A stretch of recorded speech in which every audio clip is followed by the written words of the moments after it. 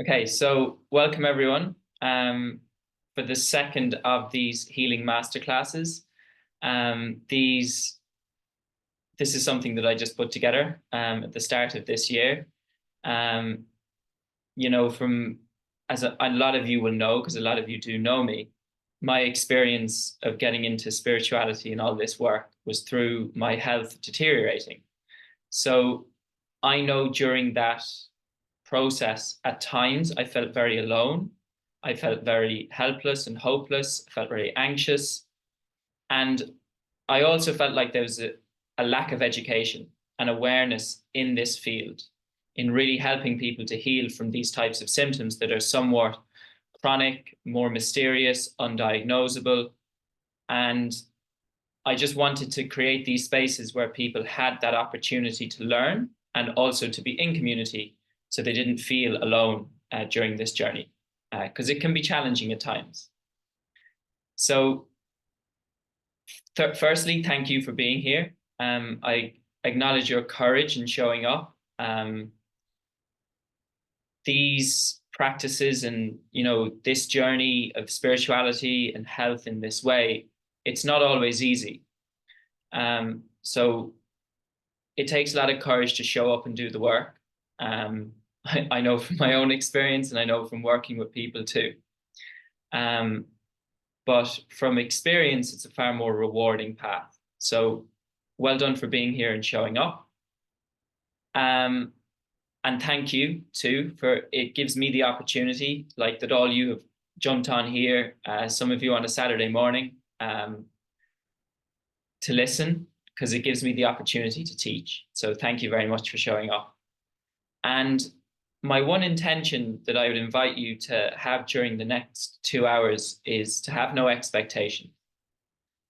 I remember when I was really struggling with symptoms and I just had so many expectations of whatever I was doing, whether it was going to see a doctor or even trying maybe a breath work or meditation. Like I had all these expectations that this will fix me, this will make me better. And then I'd be disappointed when it wouldn't work.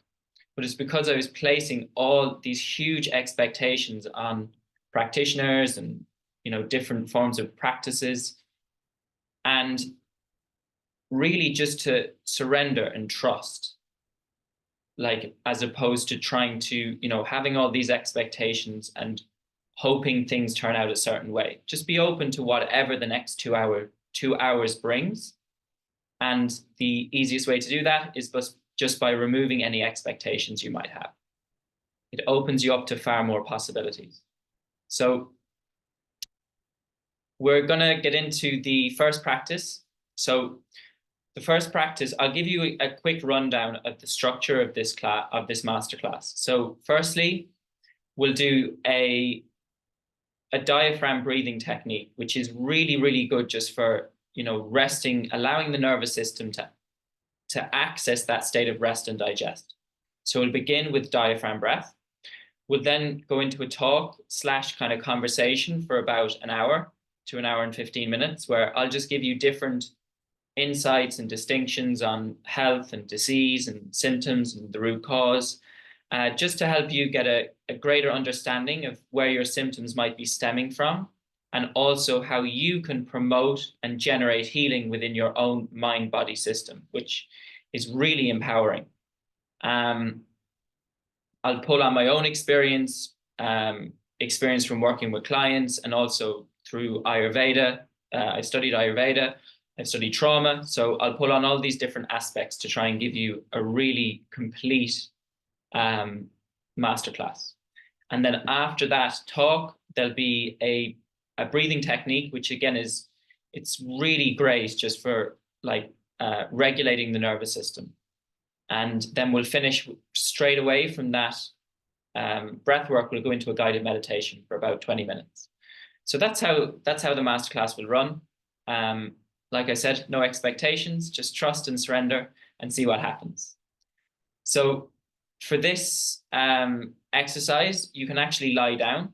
I think it's a nice one just to lie down. So if you want to find a yoga mat, if you can't lie down, you can sit. It's entirely up to you. And just find a place where you can really begin to relax. So if you're lying on the floor, just allowing the body to sink into the earth.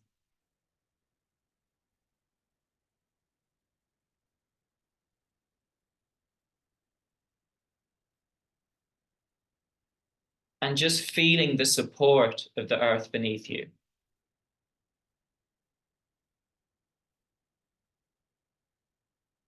Allow Mother Nature to support you.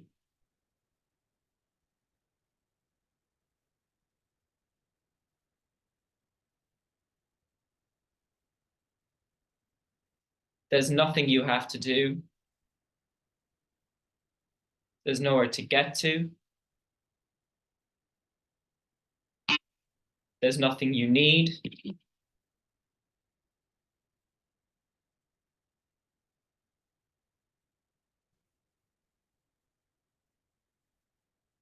And from that place, just allow yourself to be here.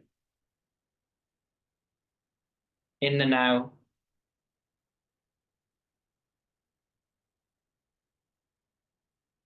Fully present.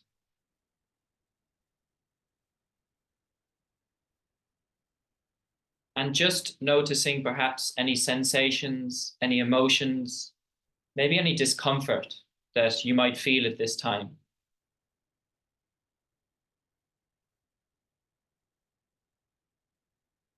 And just asking yourself, can I allow it to be there?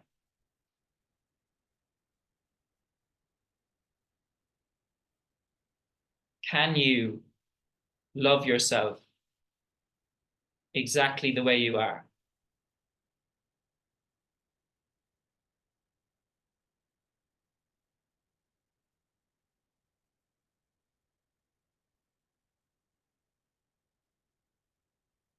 And we'll begin by just placing both hands on the belly.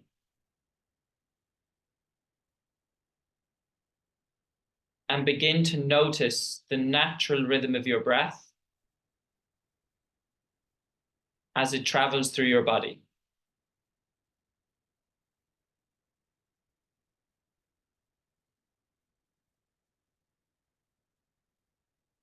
Not forcing the breath, just observing its natural rhythm.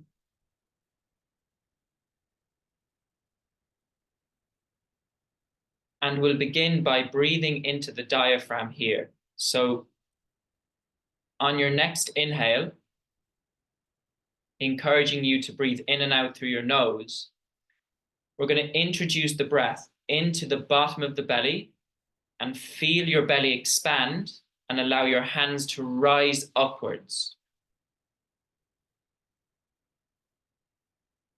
On your exhales, allow your stomach to contract as the hands fall.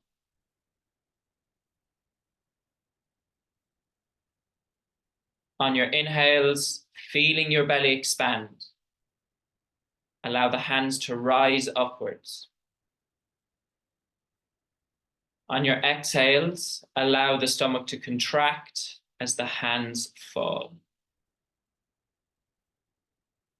And continue with this belly breath at your own pace. There's no right or wrong way to do it. It's just a breath.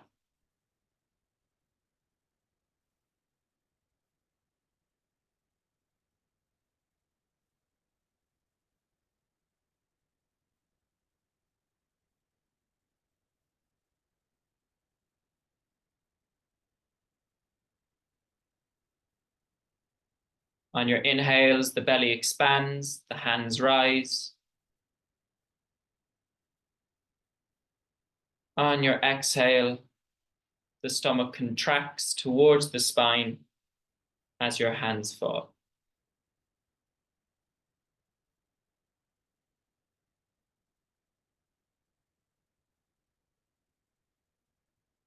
And continuing at your own natural rhythm.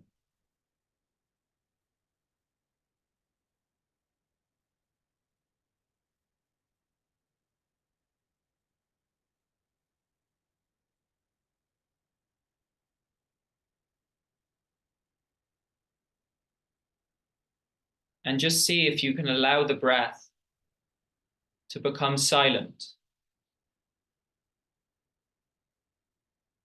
to become smooth and seamless.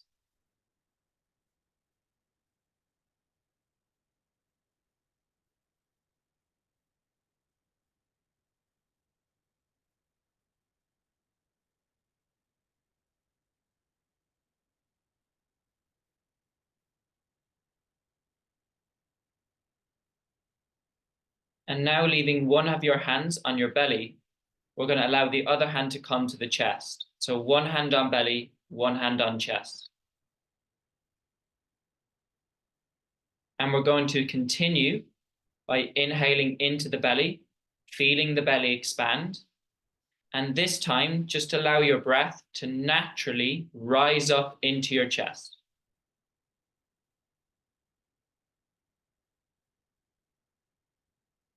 And on your exhales, release. Relaxing the chest and feeling your stomach contract as you empty the lungs.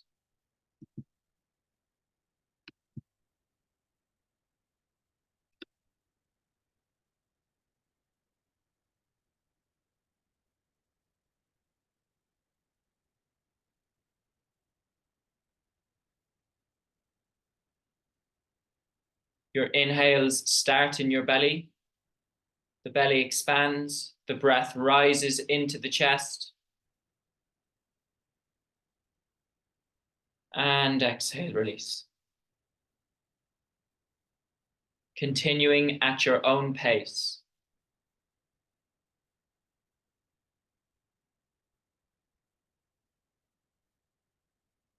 And just noticing how the inner critic might be judging if you're doing this right or wrong. You cannot do this wrong. It's just a breath.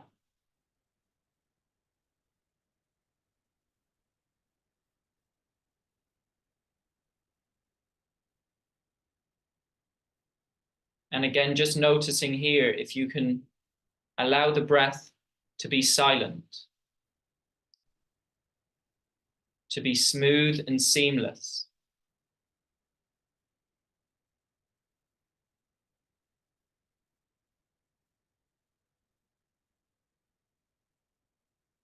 And how this is done is actually by releasing effort. So with each breath, just slightly releasing a little bit of the effort.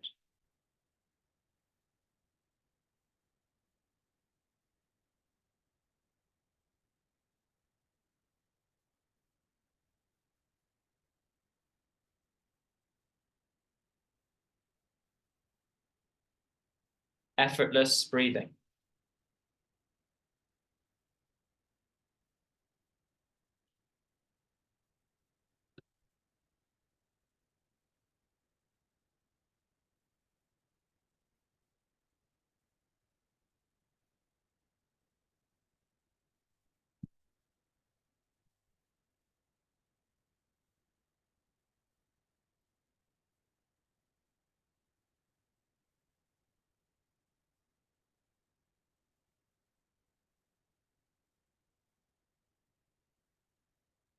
And now releasing all effort and returning to the natural rhythm of your breath.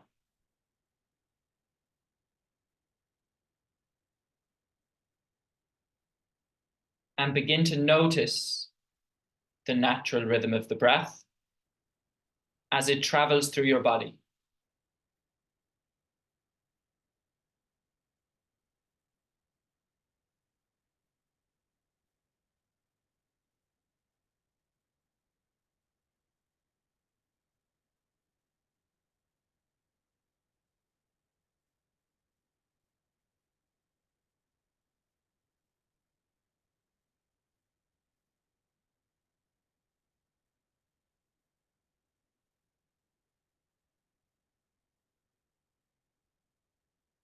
And from your lying down position, just take an inhale and reach the arms over the head and just take a full body stretch. Get a nice stretch to the spine.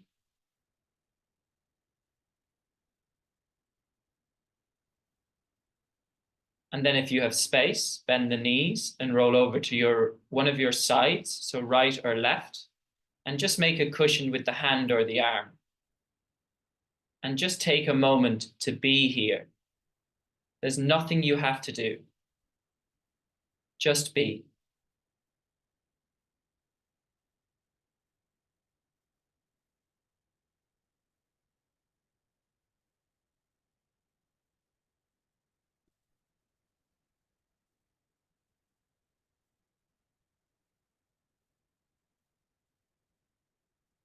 And then slowly you can make your way to seated or whatever is comfortable for you as we move into the conversation slash talk part of the masterclass. So take your time just to return to a seat.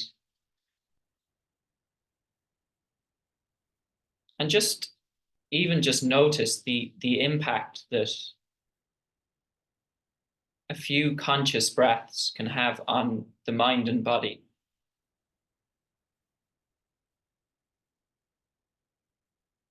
I've been practicing yoga and meditation and breath work for 5 years now, and diaphragm breath is a fundamental of my practice. Often there's so much out there now and we can overcomplicate it, but honestly, if you want a way to shift into a more relaxed state of being, breathing into your belly is one of the most powerful ways. So simplicity is sometimes the most powerful. So it's a really simple technique. And after we do each of the techniques today, we'll go into the practices a little bit later, but I'll cue this as well. And just asking yourself, how does that feel? Like, how does that feel in my body? How does that feel in my mind after doing these types of practices? Run the experiment on yourself is what I would always say to people. I encourage people to meditate, to do breath work, whatever it might be, but don't take my word for it. Run the experiment on yourself. See how it feels in your mind and body, and take that as the evidence of whether you're going to, continue doing it or make it part of your routine. So onto health. We're going to start a little bit differently. I said I'd change it up because I have a few people who were on the last one and on this one. So I'm going to start with, what is health? I think that's the best place to start. And I've studied Ayurveda, so we learned a beautiful definition of health, which really changes the game. Because for many of us, health is just absent of disease. It's just, if I'm okay, if I'm kind of at a point where I'm not sick and I'm kind of functioning in the world, then I'm in good health. But according to Ayurveda, there's many different aspects to the definition of perfect health. But it's the last line that I really want to speak to. And that line is one whose mind, senses, and self are full of bliss. And to even have that as a glimpse into what we are capable of as humans, as an experience within ourselves, it's a far more powerful experience than just being absent of disease. The way I look at it is, it's like a sliding scale. We have 0 to 10 and 0 to -10. So -10 is you're really sick. Okay. You have -5, which might be the flu. You then have 0, which is absent of disease. You're just you're okay. And the way I bracket that is, you're surviving. Okay. You're just getting through the day. You're getting through life. And then we have 0 to 10, which is this profound experience of life where we're not reacting to what we don't want. We're not reacting to disease. Oh, I don't want disease. I just want to be okay. We're reaching these far more profound experiences of life, which we're capable of as humans, which bliss being 10, right? But joy, peace, ease, freedom, love. Because our health is our experience of life. If you're in poor health, your experience of life is less. You feel a bit like deflated and weighed down, like you don't feel at your best self. Whereas when you're in good health, you feel that vitality, you feel that ojas, as they say in Ayurveda. You feel strong. And the reason I share that definition is just to give you a glimpse of what is possible. Because then we don't need to just look at health as being this thing that, I just need to get to a place where I'm kind of absent of disease, and you're constantly fighting or reacting to what you don't want, which is disease, which is actually the precursor to it happening. Instead, you can be far more creative and create and access these states of being, which, like I said, bliss, joy, freedom, and love, which is a profound experience of life. Okay? So that's health. And on that topic, then, what is dis-ease? So the reason I run these masterclasses, and my experience, my journey was chronic pain. That's what I experienced. But for many different people, it can be digestive issues, it can be headaches, it can be migraines, it can be chronic fatigue, autoimmune diseases, or even just these mysterious chronic symptoms. And the reason I bracket all of them in this masterclass is because they all fall under the bracket of dis-ease. And it's somewhere where there's an imbalance in your physiology. So there's just an imbalance. And for people to understand, back to health is the essence of who you are. So the mind, senses, and self being full of bliss that I mentioned in the Ayurveda definition, that's your natural state. That's who you are. And then what happens is through life, we accumulate dis-ease, imbalances, psychologically, emotionally, and physically, that inhibit or constrict or limit that experience of bliss. So this masterclass is essentially helping you to identify, well, what are those factors? What are those emotional, physical, and psychological factors that I have accumulated during my life that are inhibiting my natural state of bliss? But to really understand that bliss is your natural state, it's just the accumulation through our lives that inhibit that experience of bliss. Okay? Any questions on that? After each section, I'll open it up to questions. So you can put up a hand, or you can just unmute yourself. And if not, I can just carry on. Okay, I'll continue. So again, I think it's really important as well when I talk about that definition of health being mind, senses, and self full of bliss, is it's really about moving beyond the physical when it comes to health. Like, we look at someone and they might lift weights and go to the gym and have a six-pack. They might be able to run 5K, and we consider them a healthy person. And even from my experience, before I had these symptoms in my body, from a physical perspective, I actually looked after myself. I ate pretty well. I slept well. I went to the gym. I played sport. So I did look after myself. But it's just viewing health through a lens that is beyond the physical. Because even though someone on the surface level might look super fit and super strong, beneath it, they might be really struggling psychologically. Their digestion might be completely out of whack. They might not be digesting food properly. Their elimination processes might not be working properly. Or there might be other imbalances in their body, like perhaps skin issues, like headaches. So it's really changing our perspective to move health beyond the physical. We're multidimensional beings, and it's viewing health from that perspective. Because when we get too preoccupied with this physical form, we don't have a true understanding of health. Okay? So onto my own journey. I like to share my journey because I think it's for many people who have these types of mysterious symptoms. There's a lot of my story which is relatable to people, because I know how much of a struggle it can be.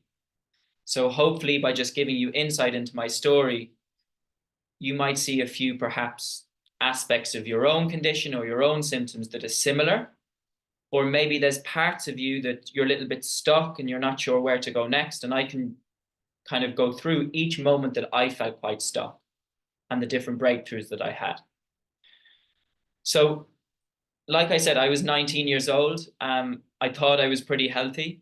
I looked after myself, and I began to develop tension, just tension really in my muscles, so in my calves and my hips. And the classic thing we put it down to is posture. Am I sitting down too much? All these types of things. Am I playing too much sport? So I go to the physio the first time, and the physio sorts it out, gives me a rub, and I feel fine again. My body feels back in balance. But 2 weeks later, I access that bit of tightness again. Body feels a bit constricted. So I go back to the physio, and it doesn't help so much this time. It's kind of only 50% better. And it worsens. And I'm going back to the physio maybe 8 times, and there's no real improvement. It gets to a stage where I'm going to the physio and it's not helping at all. So, a few MRIs, a lot of MRIs, a lot of scans later, I end up, going through this process of pretty much seeing every single doctor in the country. And my mum's on this call, pretty sure she drove me to most of them. And, trying to figure out what's going on. And the common theme that happened with each of the doctors is they look at it from a purely physical point of view. They like at that stage, and it's not their fault, they're not trained, but like there was no consideration of, oh, how are you doing? Like, how are you doing in your life at this time? Do you have any struggles emotionally or psychologically? Now, to be honest, I was probably at a stage where I would have dismissed them anyway. If anyone had asked me that question, I would have said the classic thing and said that I'm fine, but I was struggling underneath it all. And my body was just reflecting that. So fast forward a few years, it's not getting any better. I've given up all sport. I can't really go to the gym. And I end up in this guy's house, and he's this holistic doctor, let's say. He's not really a doctor, he's a practitioner. And he does a muscle test on me where you might have been in some sort of doctor's office before, and they'll ask you to resist. So they do it on your shoulders, they'll do it on your hips, because they want to test that your muscles are responding properly. And he did this with me, this guy, but he asked me to picture specific people in my life. And he maybe did 5 or 6 people. And when I picture certain people, my leg would go weak. And when I picture other people, it would go strong. And it was the first time I was like, how is that even possible? Now, what I know now is really my body was responding to emotions, because, each of those people in my life, I had a specific way of viewing them. I had a relationship with them that included emotions. So my body was simply responding to those emotions. At the time, I didn't know what was going on. I just knew at that stage that there was something deeper to this than just a physical issue. So I was actually given a book by the doctor, and he just said, read this book. And the book gave me, it's incredible, it gave me the most relief from my physical symptoms up until that point. And, when I was in those sessions, he also used to ask me how I was. And he'd be like, share, what's going on in your life.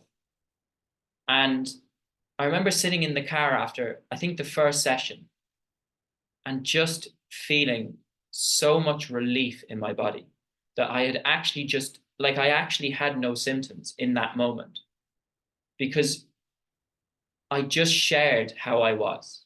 I'd had this person who would sit there and just listen And I was actually honest with him in the things that I was struggling with in my life. And it's amazing how that cascaded into my body and the relief I felt.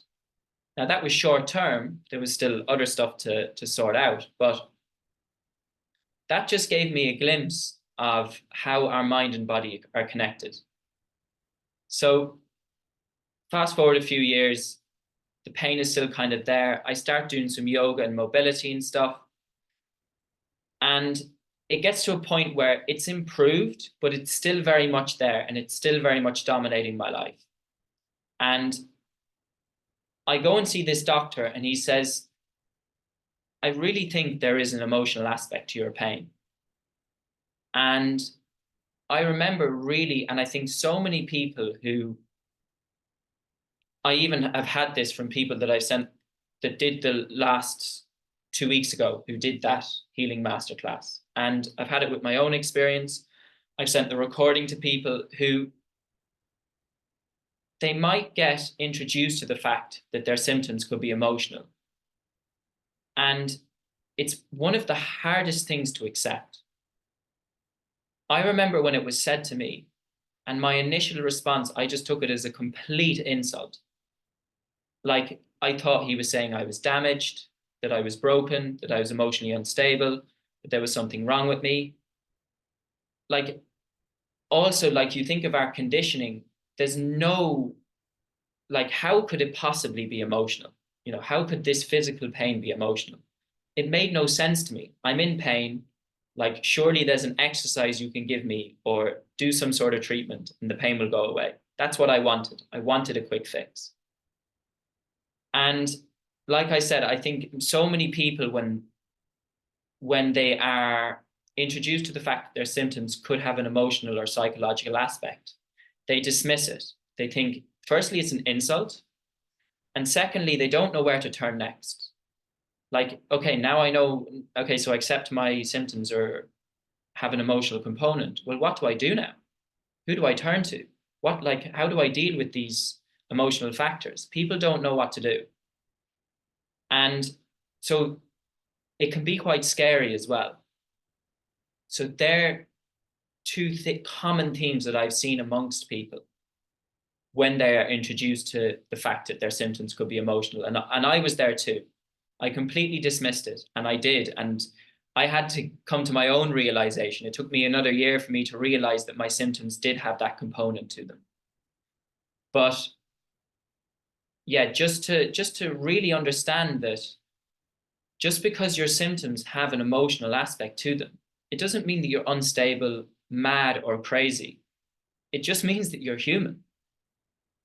And to really give yourself that understanding and compassion that there's nothing wrong with you. You're not crazy or unstable. You're just human. And hopefully that gives you a little bit of more ease as it comes to you relating to your symptoms. So on to the next part, which for me was meditation. So this is where I began to accept my symptoms were psychological and emotional.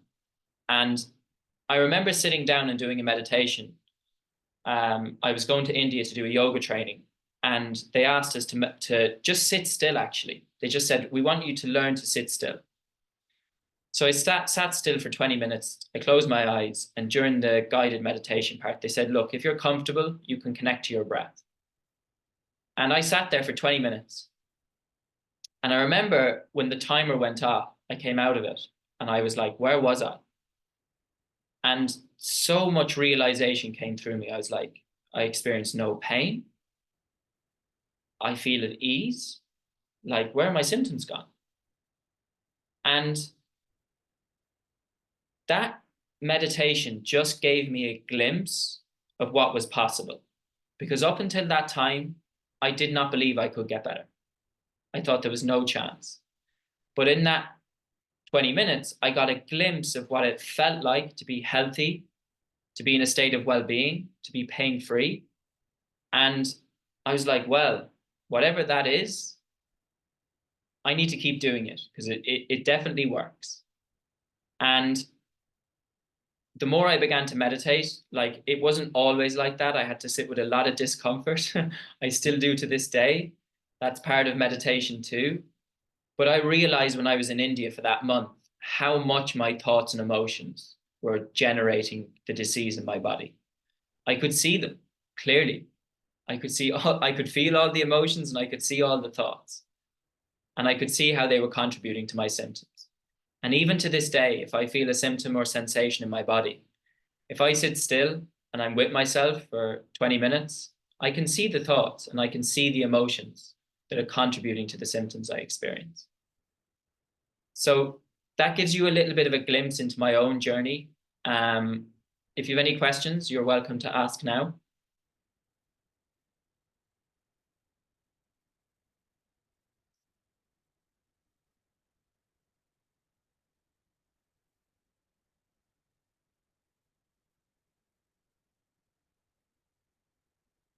Okay, I'll continue, but again, you can put up the hand. Thanks everyone who has a camera on. It's nice to see a few faces. A few masterminders as well, which is cool.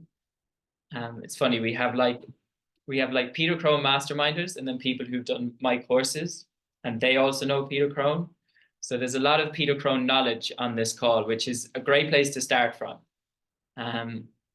Yeah, it's a cool place to start from, as particularly as it relates to health, because we'd be on the same page about really empowering people when it comes to their health. So on to the next section, which is the root cause. We live in a society that is based around treating symptoms. So the allopathic model of you have a symptom, okay, how do we fix it? How do we make that symptom go away? My approach and Ayurveda's approach and many of these alternative medicine approaches is, well, rather than treating the symptom is simply a byproduct of a deeper underlying root cause. Like I said earlier, your natural state of being is health and vitality. So there must be some sort of imbalance that is causing this physical symptom. And again, Ayurveda is a brilliant science, and it speaks about disease. And we look at the symptom, and when people will say, "Oh, just came over me overnight."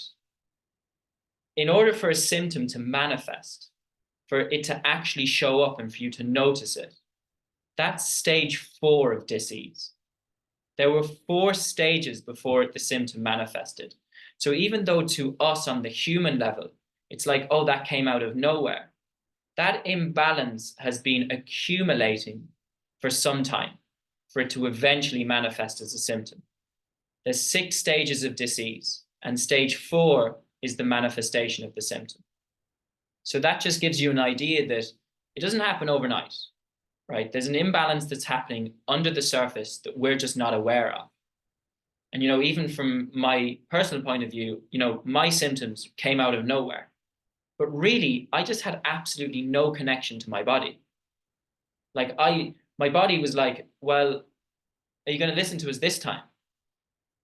Like it has to send us these signals or else we just never wake up. So for me, it was just these symptoms for me were just a messenger. They're a messenger that Jack has just gone out of balance. And really, it's an opportunity for him to rebalance and come back to his true essence of health and vitality. So that gives you a glimpse of the root cause approach. And when we identify those root causative factors, then it's a lot easier for us to come back into balance. Like I like to give practical examples because it helps. Like you take a headache, someone gets a headache, particularly a kid. And it's like, okay, how do we make the headache go away? Well, we'll give them a Panadol. So we give the Panadol and the headache goes away. But there's side effects to taking that pill. It has an impact on the gut lining, which is going to impact that kid's digestive system. Again, you're treating the symptom and not the cause. The cause might be a lack of sleep. The cause might be the kid is like putting itself under a lot of pressure. might not be drinking enough water. So instead of treating the symptom, you deal with the root causative factors. And, even as kids, it's really important to understand the conditioning, right? Because even from our experience, right, we grow up in a society where if there's anything, we immediately jump for the pill.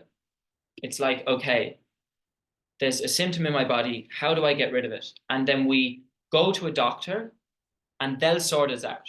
So immediately we shift the responsibility of our health and well-being onto a doctor, onto some third party. And a lot of the time, unconsciously, we just continue that pattern. I see it with so many people who have symptoms that they're really just looking for someone to save them. And when you're looking for someone to save you, and when you're outsourcing your health and well-being, you're not taking responsibility, which leaves you powerless. And that was a huge turning point for me. Yes, at times we need the guidance and the help of practitioners and health experts, absolutely no doubt. But you can simultaneously do the two, where you take their guidance and advice and also take responsibility for your health and well-being. That it's your journey and you have this unique experience with your own mind and body. Nobody knows your body better than you. And you have that intuition and that wisdom within you. And really, to me, the greatest practitioners are the people who empower the patient to realize that within themselves. Not to be this savior who's going to fix them and make everything better, but to empower that patient that actually they can heal themselves with just a little bit of guidance. Okay? Make sense? Any questions?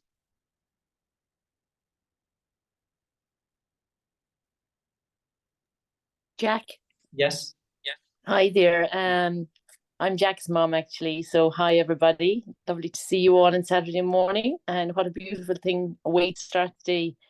I'm writing copiously here, Jack. As you know, I'm trying to put a chapter together of a book I'm going to be doing.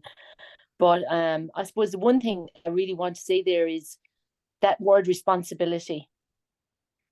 I remember when I was in my 40s and having my first sort of major sort of hiccup with my first wake-up call, I call them wake-up calls. And when I actually reflected that I was actually responsible for my own life, not just my health, the first emotion that came into me was blame, self-blame. I was blaming myself for where I was. I was like, how have I ended up here? And to actually know I had the responsibility to change it, then that creates illness, because now you're fighting against yourself, because you're saying, I've made all these wrong choices and now I've got to change them all. So that whole word responsibility, just not linked to health, is a huge word that, like, we outsource, as you say, Jack, we outsource our health to doctors. And without even realizing it, we were outsourcing our well-being to our job or to our other things that we felt that we had to do in life. Mm.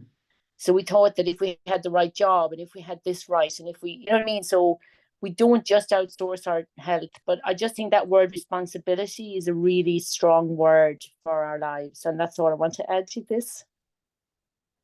Thanks, Mum.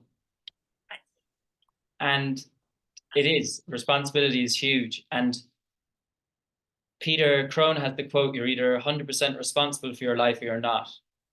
And what that quote speaks to, if you're not responsible for your life, then you're a victim.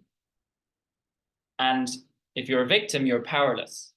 And, the truth of who you are is a powerful divine being. So if you think you're powerless, it's not a truth. Okay. And, even responsibility,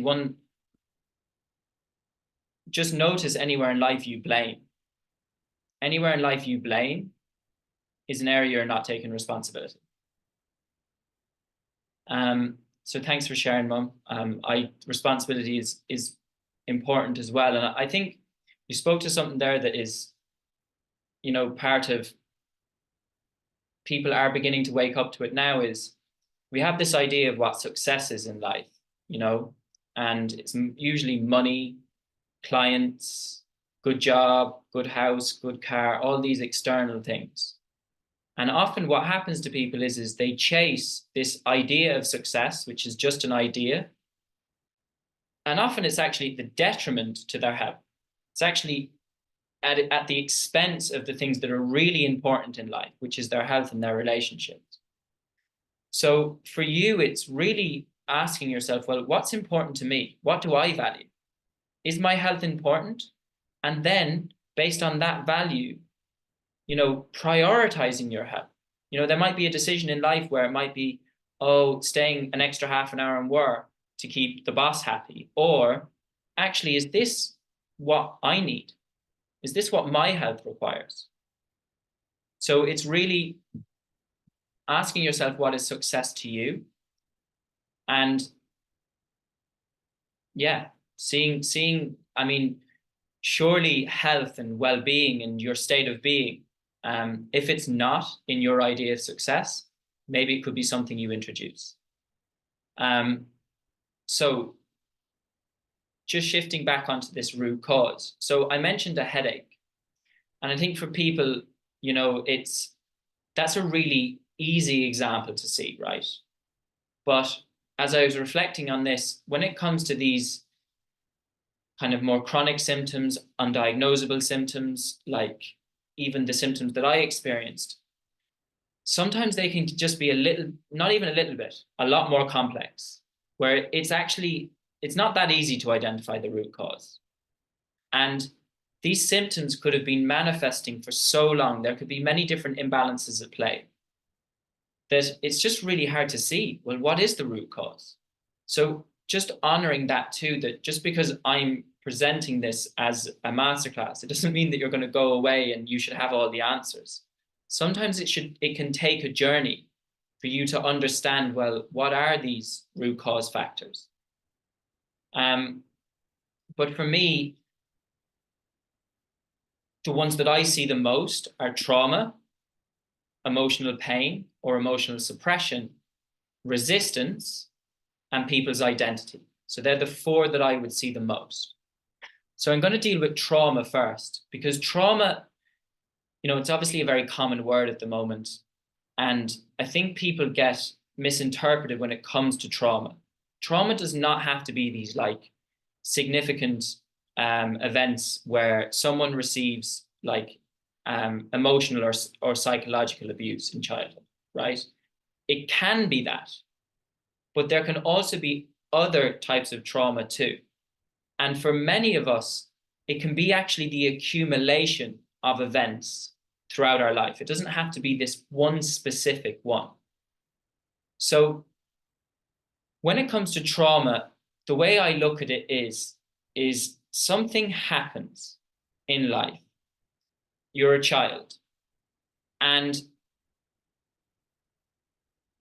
emotions, it's tough for you to digest that emotionally. It might not make sense.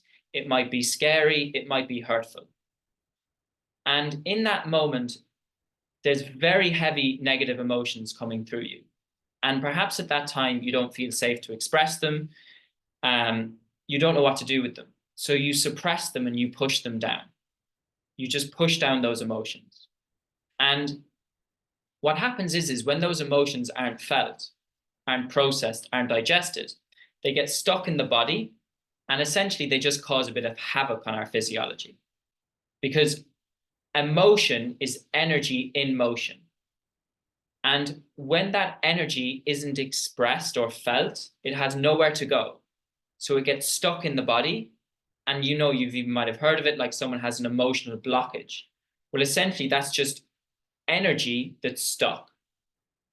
And it's like, essentially, the way I look at it, it's almost like an event or environment might have been traumatic in your life. You might have felt scared. You might have felt unloved. You might have felt like you weren't wanted. You might have felt like you weren't going to be okay. And even though that event has happened and it happened some time ago, and even though the environment you were in, you're not in it anymore, it's almost like psychologically and emotionally, you're still there. You're still in the past. It's like being stuck in the past, essentially. And that's because essentially there's part of you that is. It hasn't fully processed and digested that environment or those events. So there's still part of you that's stuck in the past. And when people talk about like the fight or flight response, which is, linked with trauma, essentially we're going through life, we feel fine and everything's okay, and then something happens. So someone says something or they do something, or some situation unfolds, and there's a perceived threat. So there's a threat to us. And it might be based on, there can also be this kind of association with the past. So it can remind us of some traumatic event that we haven't digested and processed. So now it's like we're back there again. And that's how we feel in our bodies. And what happens is that fight or flight response gets activated. And when it gets activated, that's when, the fight or flight response is the stress response. Of itself, it's not a bad thing. It's just a response. But when it's chronically activated, when we're in a constant state of fight or flight, that's when it has a deleterious impact on our physiology, because we're constantly releasing stress hormones, we're constantly tight and tense, and our heart rate is up, we're not digesting our food properly, because essentially we're in fight or flight. So that's trauma and the fight or flight response, and you can see how both have an impact on our physiology. Does anyone have any questions on that, or will I continue? Okay, so this is similar to the trauma aspect, but emotional suppression. And this is essentially when an emotion is coming to the surface and we push it down. We don't want to feel it. It's too hard to feel. And from my own experience, I remember when I was going through this whole process of learning about my emotions and how they were contributing to this disease, I said to one of the practitioners I was dealing with, I used to say, I don't get angry. But really what had happened is Jack was just trying to be a good boy, and he had learned that anger was a bad thing. So he didn't allow himself to feel angry. So each time that anger would rise to the surface, he would push it down. Now, over time, that constant pushing down of the emotion creates essentially the blockages in the body and leads to dis-ease. And then the third one is resistance. So resistance is essentially when we're not okay with the way things are, or we think they should be different. And this can take on many different forms in our life. You might think your life should be different, your job should be different, you should have more money, you should have achieved more, you should have a partner. Stuff shouldn't have happened in your life, like X, Y, and Z should not have happened. All of it is resistance. And really, you're just denying the way things are. Life is the way it is, and then you have a mental dialogue that it should be different. And if you look at that as a relationship to life, it's dis-ease. You are not in a state of harmony with the way life is. And if you're constantly resisting life, so resisting circumstances and resisting the way things are, that creates an imbalance in the body, and eventually it will manifest as symptoms called dis-ease, because your relationship to life is one of dis-ease. So it's really about being okay with the way things are, which is acceptance. And this has been one of the most pivotal transitions for me in healing, is just being okay with the way things are, to not resist what is. Okay? So that's a good opportunity. Just ask yourself, where in life am I not at ease? Where am I resisting? And is there an opportunity for me to be okay with that circumstance. Okay. So, fourth is identity. And I'm going to go into this in a little bit more detail later, but essentially who you think you are. This has a huge impact on disease that we experience in the body, but I'll go into that in a bit more detail in a bit. So on to the next part of this masterclass, which is diagnosis versus prognosis. Okay, so these are, to me, are super important for people who are struggling with symptoms. So when it comes to a diagnosis is essentially a label someone is given for their condition that they're struggling with. Now, for a lot of people, a diagnosis is a prison. And again, I'm going to speak to my own experience where I'm 24 years old and I go to a doctor and he's like, yeah, you've got some inflammation in your hips, you have arthritis. Now, when I hear that word, I'm like, well, he doesn't say anything like you can get better from this. I'm like, oh, like, this is not good. Like, I'm not going to get better. This is what I have, and I'm always going to have it. So, and this can happen for many people who, even the way they declare themselves, like, I have arthritis, I have this gut issue, I have acid reflux, I have chronic migraine. Even for me, like, I have chronic pain. These can all actually just be such limitations. So to me, a diagnosis is only helpful if it empowers the patient in how they can get better. And how do you do that? By educating them on the imbalance, to understand that who they are is health and vitality. That's who you are.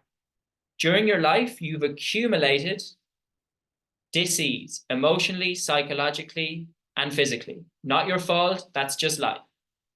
Now, all these factors are leading to the symptoms that you're experiencing in your body. There's an imbalance. Now, how can we identify and remove anything that's creating this disease? And also perhaps take in some practices or some healing techniques that promote healing in the body to allow you to come back to your natural state of health and well-being. It's a far more powerful approach to health than just, this is what you have, deal with it. So even you look at mine, right? We have two ways of looking at my disease. One is, I have arthritis. That's just what you have, Jack. Go live your life. So Jack wakes up every day and he's like, I have arthritis. That's the world that he lives in. That dictates how he gets out of bed. It dictates how he walks. It dictates how he, presents himself. Like, even the way I'd walk would be really like fragile and unstable. I'd feel like I was going to hurt myself if I tripped a step, because I'm living in a world where I have arthritis. Now, instead, okay, Jack, who you are is health and vitality, but you have accumulated an inflammatory imbalance. It's a completely different way of relating to my condition. Now it's like, okay, I have an imbalance. Well, surely there's ways I can rebalance that. And for me, for inflammation, it's excess heat. So it's too much heat. Now, heat is caused by resistance. So I'm not okay with the way things are. I'm resisting life. That creates friction, which creates heat, which leads to inflammation. There might be also other factors, like I might be eating too many heating foods.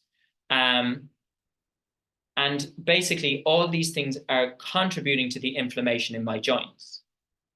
But you can see from that point of view, there's possibility I can heal. There's steps I can take to come back into balance once I deal with those causative factors that are leading to the disease. Okay, does that make sense? Great. So on to prognosis. So prognosis is once someone tells you how things are going to be. So a common one, and I've heard this on many a podcast, is, when you tell someone they have 3 weeks to live, invariably they live for 3 weeks. The reason is because in their head, they've decided they're going to die in 3 weeks' time. No one actually knows if they're going to die or not. It's a guess. Okay? But even for people who like for me, right? My prognosis was basically, you shouldn't do any sport anymore. You should you're going to have to live with this and it's probably going to get a lot worse. So guess what? Jack stops playing sport. It keeps getting worse.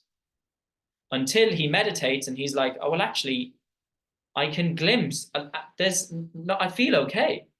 I feel fine. And when I started that, I realized that healing was possible. But up until that point, I was given a prognosis that it wasn't. So that's my identity. I don't think I can heal. I remember saying stuff like, I'm going to be in a wheelchair by the time I'm 30. And the way I was going to be in a wheelchair by the time I was 30, because that's what I kept telling myself. So when I work with a client and they have a health issue and it comes to prognosis, I don't give them any prognosis. I just tell them to be open to everything. Just be open to miracles. Be open to healing. Be open to anything. Have no expectations. Like, there's been these crazy examples of people who just spontaneously heal from like terminal diseases. If they can heal, why not you? But if you live in a world where you don't think you can't, you're not going to, because you're not available to healing. So it's just being open. It's just being open to whatever might come, being committed to whatever practices you might have, meditation, breath work, yoga, yin yoga, yoga nidra, whatever healing, Reiki, whatever you like doing. And then unattached to the outcome, just seeing what happens. But definitely being open to the possibility of healing. Okay? So that's diagnosis and prognosis. It's just removing all labels. That's really what it's about. It's just no labels. If you live in a world where you have something, like I have this, like you're imprisoned by that. You're limited by it. It's coming back to who you are. You know, I am, just I am. I am, add nothing. And that can be scary for people because they're like, am I nothing? And it's like, yeah, but from that space of nothing, you're everything. So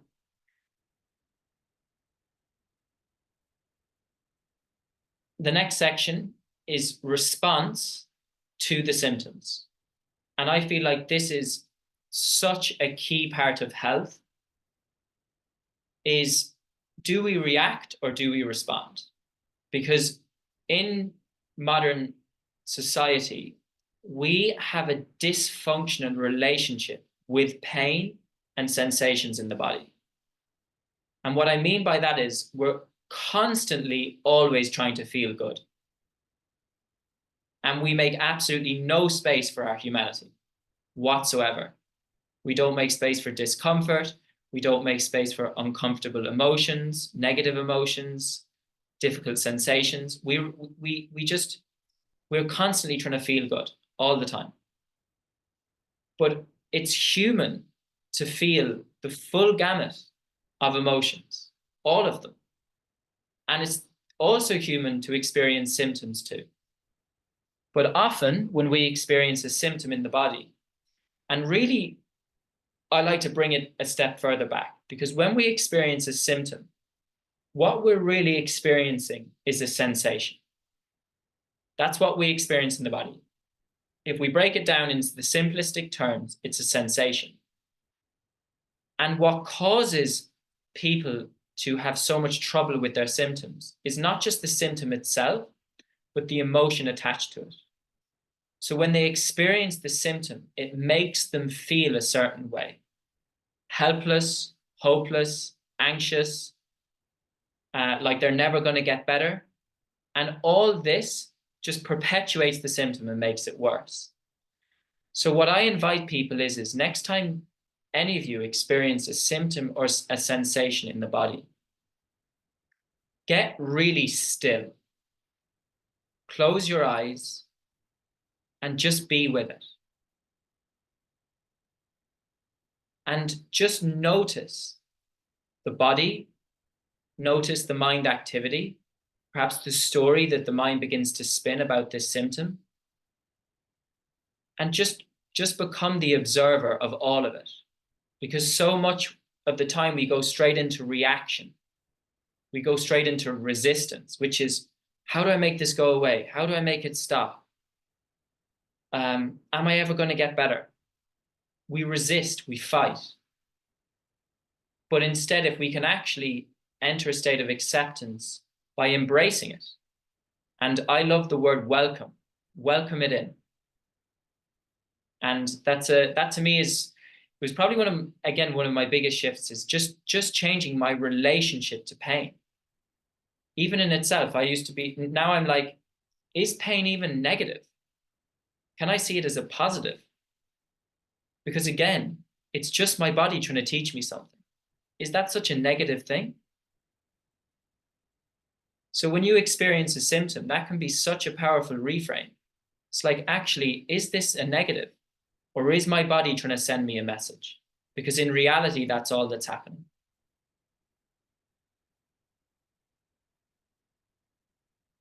So there's also a few questions you can ask yourself that I think are really helpful when it comes to symptoms. So you can write these down if you like. There'll also be a recording of this. But the first one is, can I allow it to be there? So that's the first question you can ask yourself. Also, can I be with this? So can I be with this experience inside me? It's also a powerful question.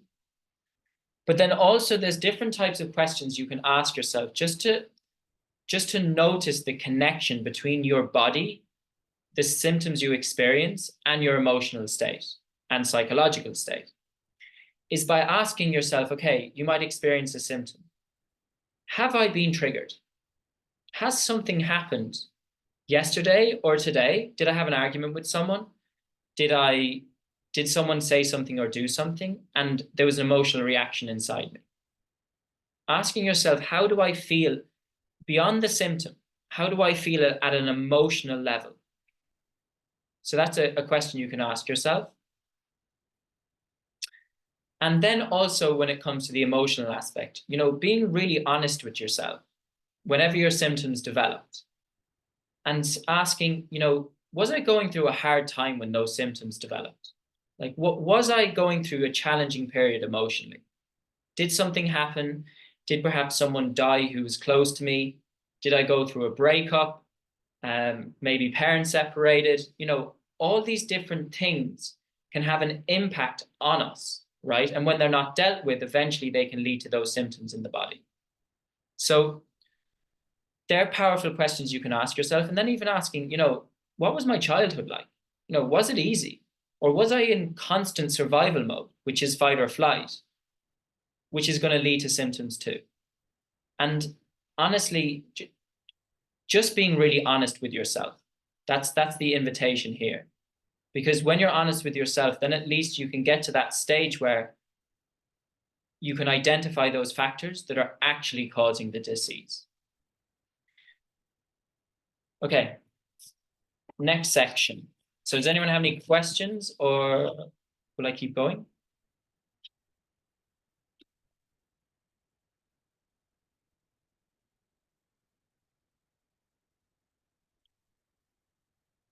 Again, you can just put your hand up even when I'm talking, or you can write in the chat if you're more comfortable writing in the chat. Even, if something resonates or there's something you'd like to, share with the group, put it into the chat. I'd love to hear, how you guys are getting on and how everything. I know sometimes it can be a lot to download and you're probably just taking stuff in. That's cool too. But yeah, even if you have questions specific to your symptoms, you're welcome to ask. We might deal with those at the end, but even if you want to express now, you're welcome. But for now, I'm going to go into life intelligence and trust, because this is linked to prognosis too. And this was really important for me to understand in my journey. So that's why I think it can be really, really helpful for people.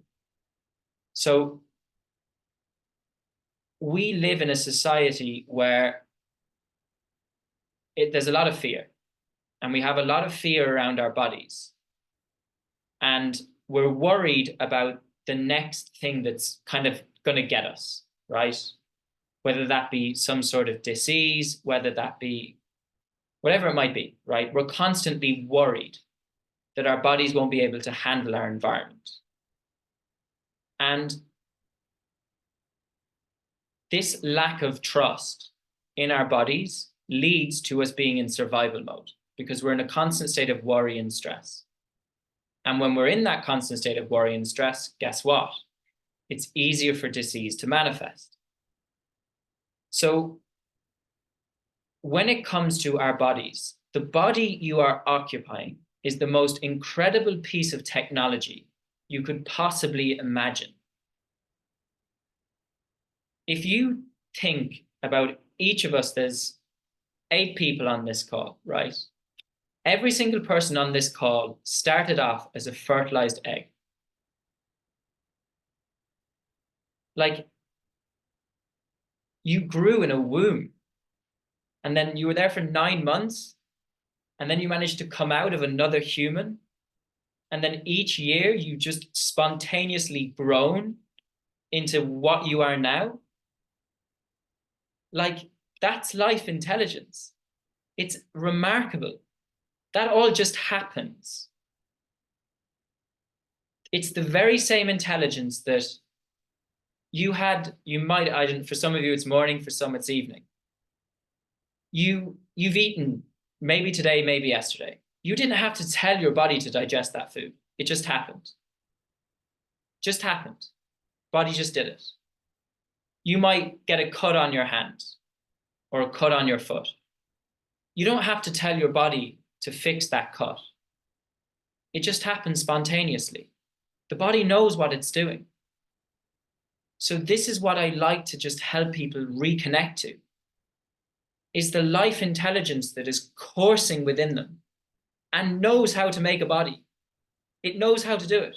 Look, we're all the evidence of that. So there's really no reason to not trust your body. Maybe you have evidence because you've been struggling with sickness for some time. I get it. I've been there. But just to realize that beneath it is this incredible life intelligence that knows how to make a healthy body. It's there. And there was a beautiful analogy that was shared with me last year, and I think it's the one that really encapsulated it all, but it was this concept of a tree. So you take a seed and you give that seed healthy conditions, the same way you want to give a human healthy conditions, and that seed will grow into a tree. That's life intelligence. And your body is made up of cells and DNA that are the very same as those seeds.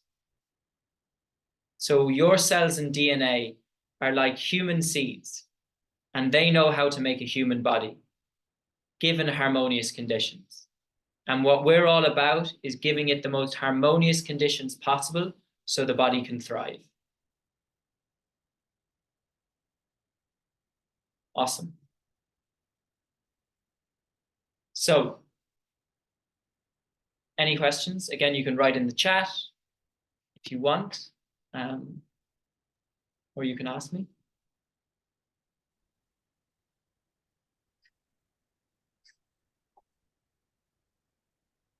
Jack, I just come in again there. Sorry now, but Fine. I think a powerful piece of that is the bit you spoke about, closing your eyes and asking yourself the questions, because that's where you take back the responsibility. Mm.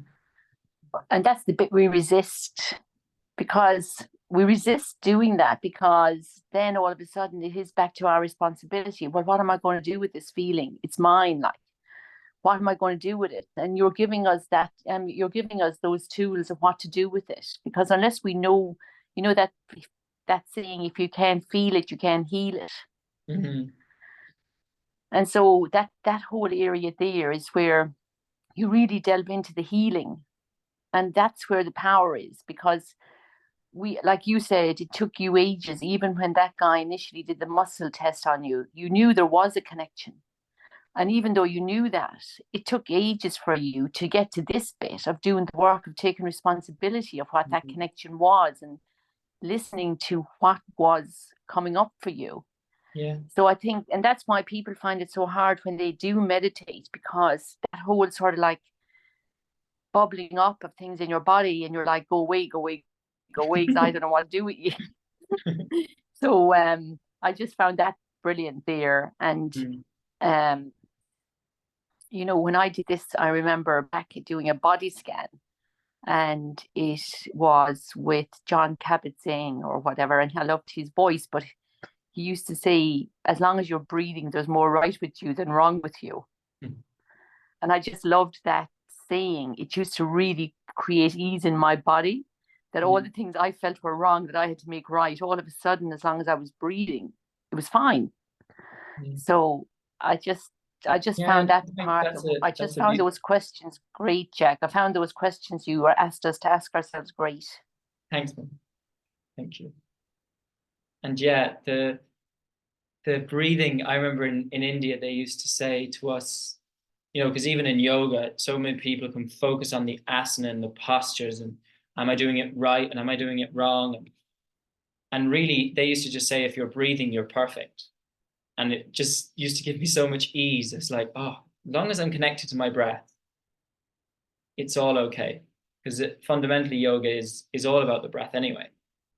But the other bit that I'd like to speak to that my mum was talking about there is when we experience, meditation isn't always easy.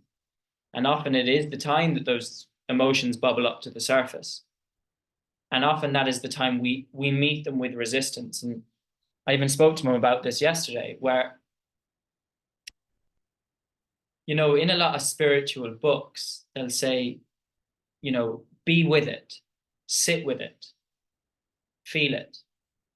And through my times meditating and being with those experiences, I've come to my own kind of conclusion or realization of what they mean. And to me, it's really being that space of unconditional love for yourself. You think of like the being with, right? To me, what that speaks to is I'm with you. I've got you. I'm not going anywhere. And if you can be that for yourself, when you experience an emotion, a sensation, or a symptom in your body, because even for me, sometimes it's like, okay, I feel this, if I do some meditation, it'll go away. Or if I just journal, how can I get rid of this quickly? Right. And this is just a realization I came to recently. But actually to really instead really honor where I'm at in that moment, that nothing is more important than what I am experiencing at that time. It's not to get rid of this so I can get back to work or find something else to do that I think is better. It's to truly be with myself in that moment. I'm with you. I'm not going anywhere. And, you think about when people are sick and they have a symptom or even a difficult emotion, what they want more than anything is for someone to be with them. They want that sense of support. But how often are we not that for ourselves? Where we don't give ourselves that grace and that time to, to be with ourselves in those moments, to really be with yourself when you're going through those challenging emotions or those symptoms in the body. And to me, what that speaks to. And a couple of other things that have really helped me is when I see those thoughts, sensations, emotions, or symptoms in my body, rather than resisting, I say, I see you, I love you. Because they are just messengers. They don't need more resistance. I see you, I love you. And that is a completely different way to relate to your symptoms. One thing that I was gone for a walk this morning is we're moving from fixing to loving. So when you experience a symptom, usually the default is, how can I fix this? Instead, how can I love this? We want to create that container of embracing and welcoming whatever experience you are currently in. Just going to check the time. 25 past, okay.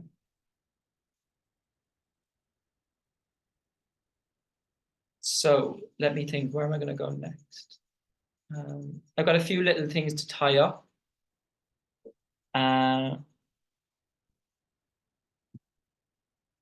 Yeah, I love that, Eva.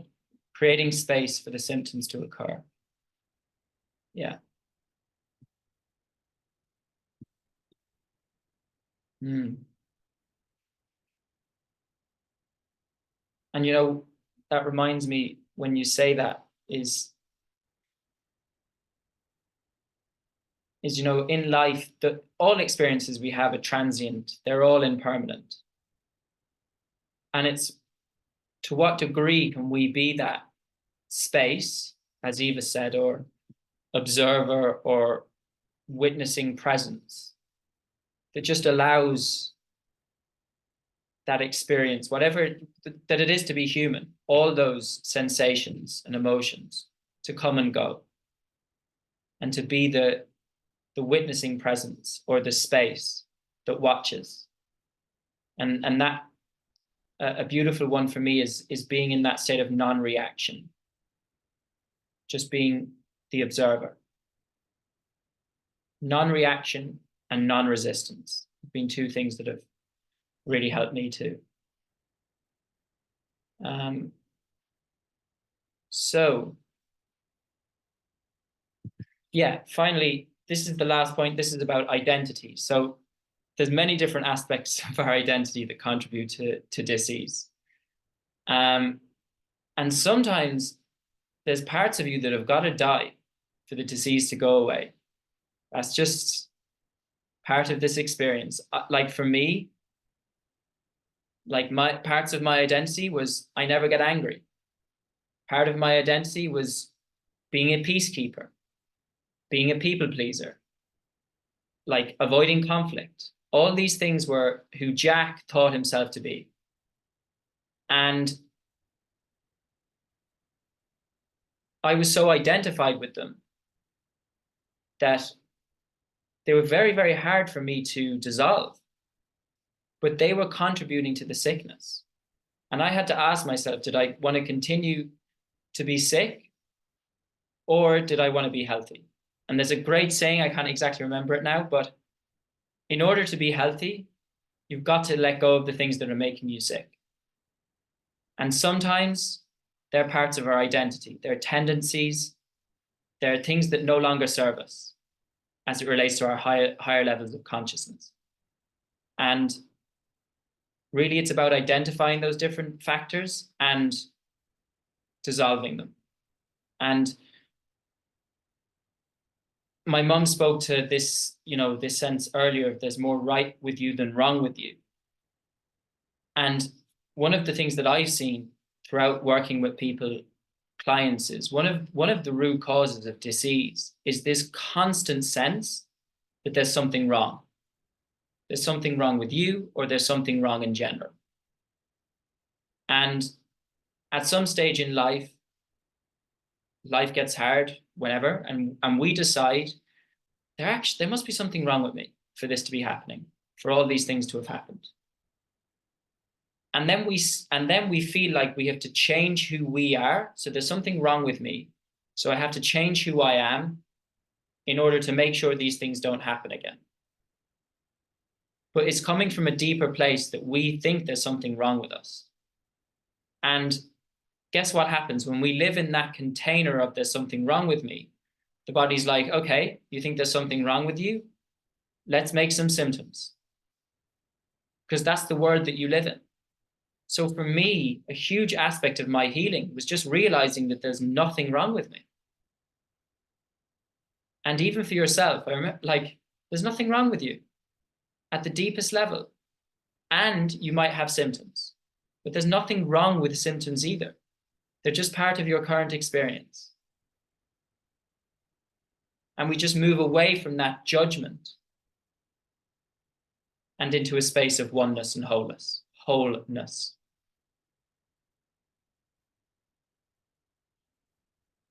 Okay, that does it for me. I'm done.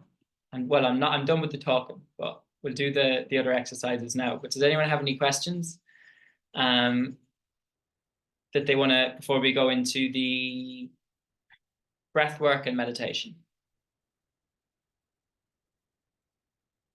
And thanks, guys, for being here and for your presence. And it's beautiful to share these spaces and just, yeah, it's just really nice. So thank you. So Jack, thank you so much for sharing your story and all of your insights and journey. I identified or I loved hearing your mom say that if you can't feel it, you can't heal it. And I was curious, because you said you held down all your anger for so long, the transition into feeling the feelings. I feel that I have gotten so much clarity and gotten to such a better place. But I still think that there might be some kind of there are feelings that aren't expressed, but I don't know what they are, so I don't know how to get them expressed. Did you go through that process? Yeah, it's a great question, and I still do, It's that sense of like we're all a masterpiece but a work in progress. And even in my current life, I experience like sometimes really intense emotions. And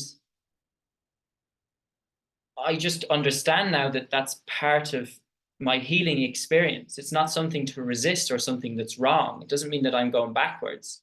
It's just essentially I'm ready to feel them now. And that can be pretty uncomfortable at times. And I think, for you, it's like life will present you with people and circumstances, and they'll bring up the emotions. But for me, sometimes, I practice yoga and meditation. I practice hatha yoga and I practice meditation, which is based on hatha yoga too. And these types of practices are designed specifically to bring those emotions to the surface in a very safe and controlled way. So I know part of my yoga practice will bubble up those emotions to the surface. Like sometimes I sit there and I'm like, oh, like there's a bit of anger that's coming through me. But it's done specifically, like it's done purposefully as part of the practice.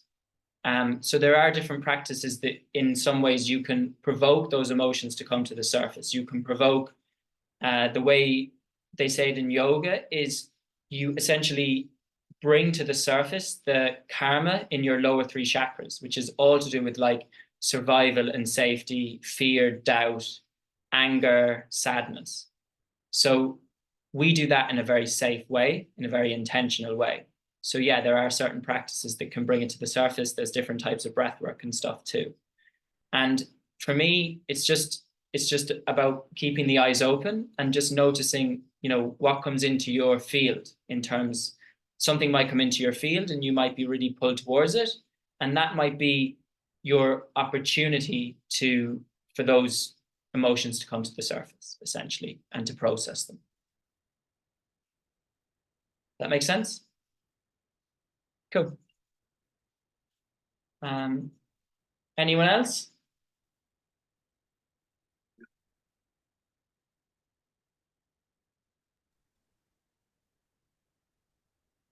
I think that's really important, Jennifer, what you said there about feeling things. How do you know what you're not feeling? And yet that it can be causing you pain, because you can be dealing with things that are happening currently to you, but this thing may have happened to you years ago, which you felt you had dealt with in whatever way you dealt with it at that age because you were younger.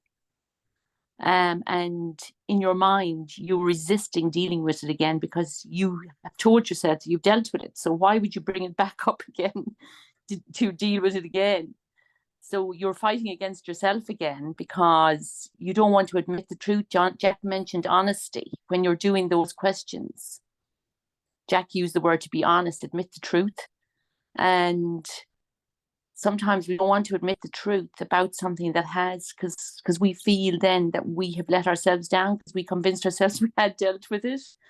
And so it's also, when you do that, it's that word compassion to yourself then, so that you forgive yourself for having had that belief that you had dealt with it, because maybe having had that belief, you do things or carry on in a way that you felt were right at that time in your life, but now you're looking back, you know they weren't.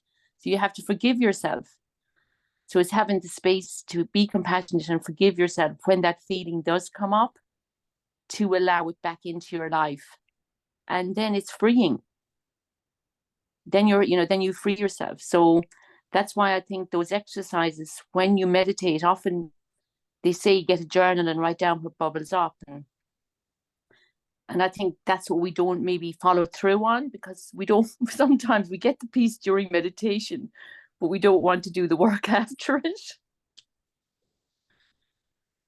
So that's it, Jennifer. But I think you're onto it if you're actually asking it.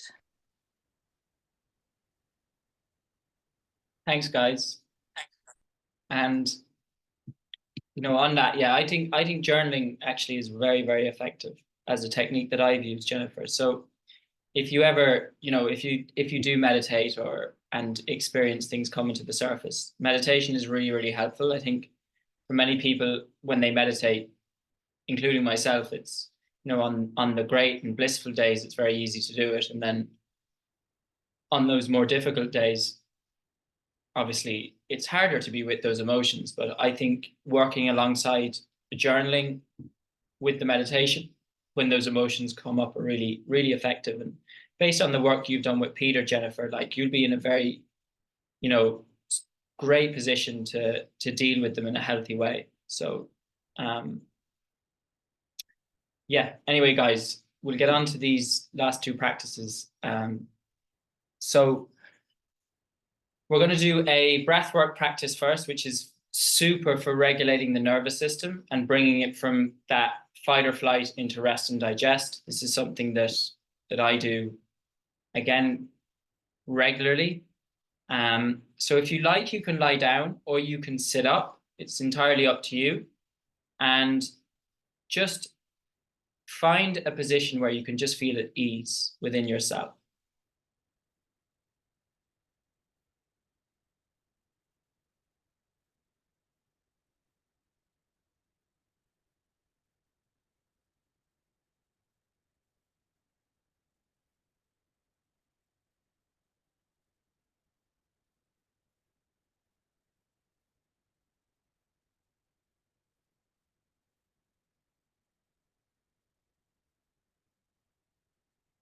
And just feeling the support of the earth beneath you.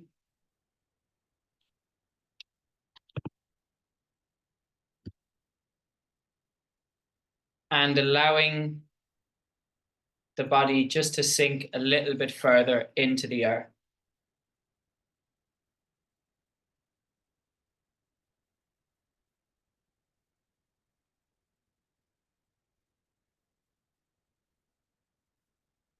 And this practice is a breathing technique, and it's using a count of the breath. So I'm gonna guide you through the count, and just encouraging you during this to remember the fundamentals of diaphragm breath. So breathing into the belly and allowing the breath to rise up into the chest on the inhales, and on your exhales, slowly releasing. I'd encourage you to breathe in and out through your nose.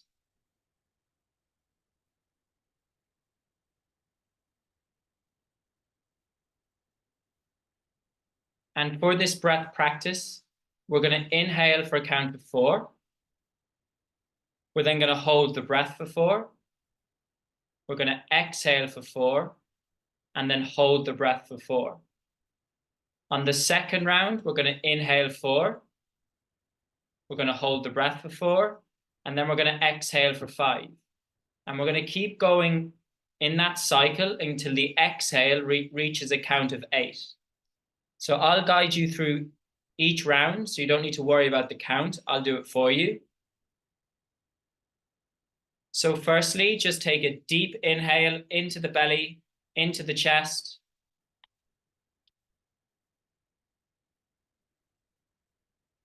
And exhale, release. Inhale, 2, 3, 4. Hold, 2, 3, 4. Exhale, 2, 3, 4. Hold, 2, 3, 4. Inhale, 2, 3, 4. Hold the breath, 2, 3, 4. Exhale, 2, 3, 4, 5. Hold, 2, 3, 4. Inhale, 2, 3, 4.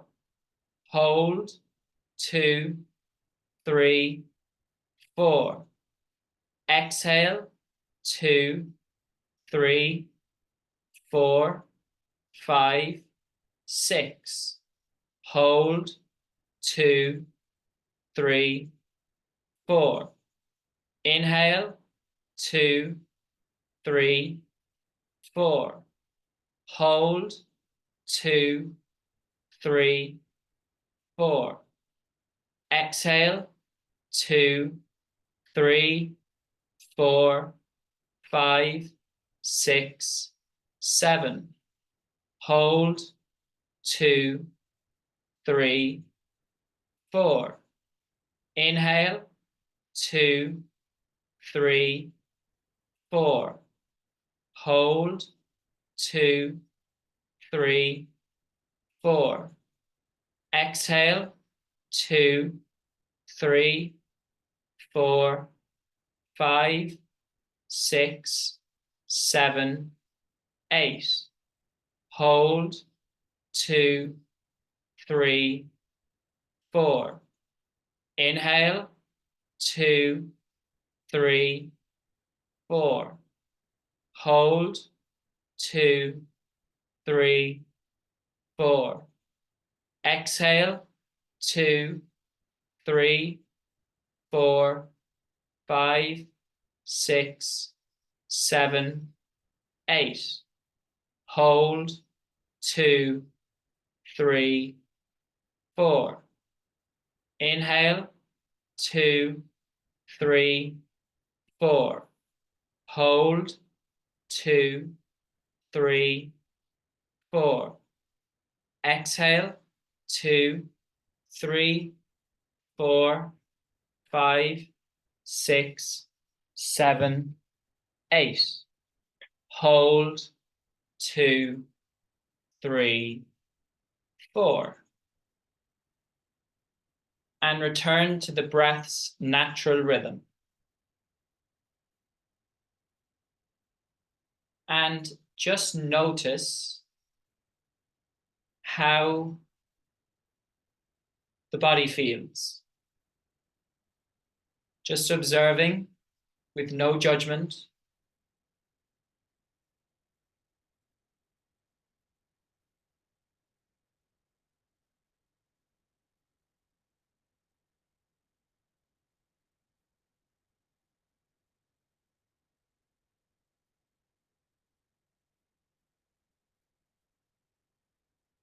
And now just observing how the mind feels.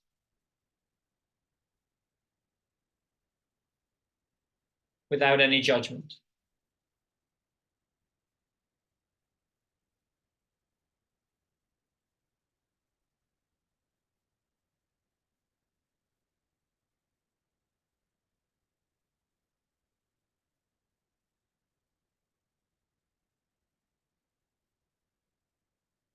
And now remaining with your eyes closed and just remembering there's nowhere to be, there's nowhere to get to.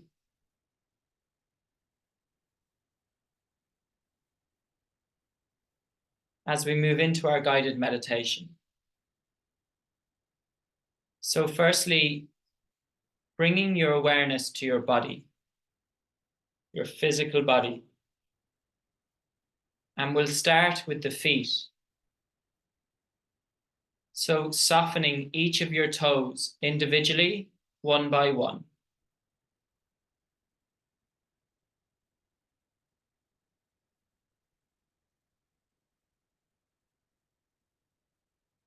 Softening the soles of your feet.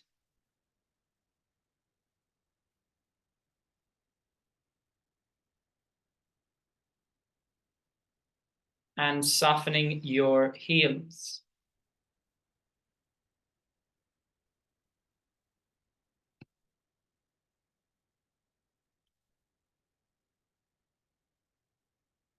Soften your ankles.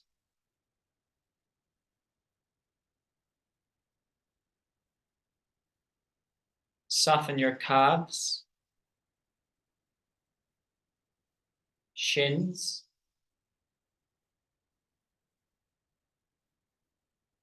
Soften your knees.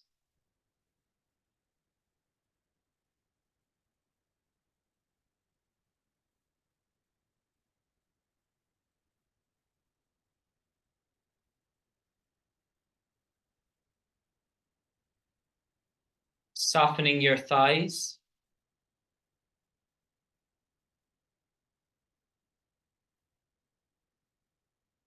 Soften your hamstrings.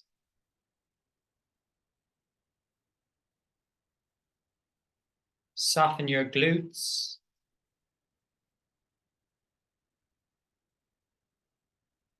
Soften your hips.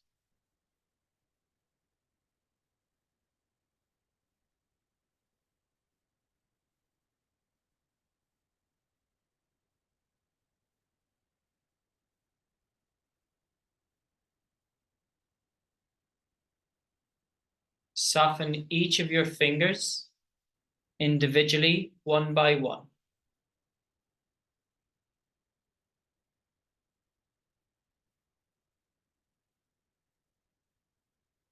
Soften the palms of your hands.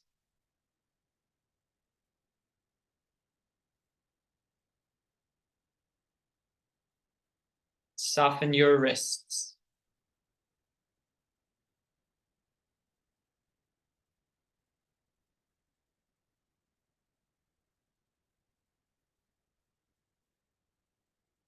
Soften your forearms, elbows,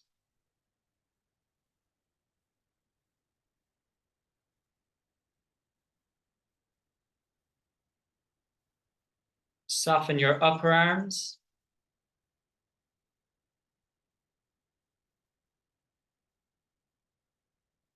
and soften your shoulders. And just allow the shoulders to drop away from the ears.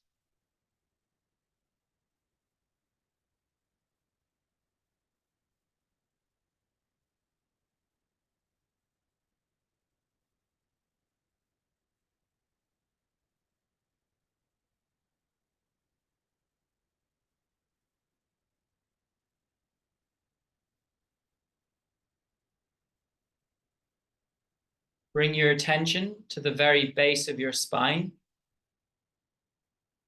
And then just slowly begin to relax each vertebrae, working your way up through your spine, one by one, vertebrae by vertebrae, softening each one.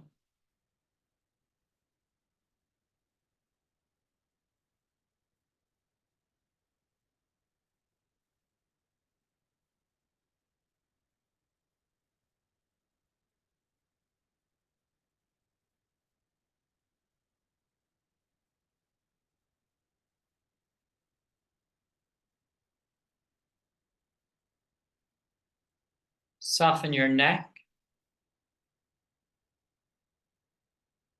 and soften the entire back of your head.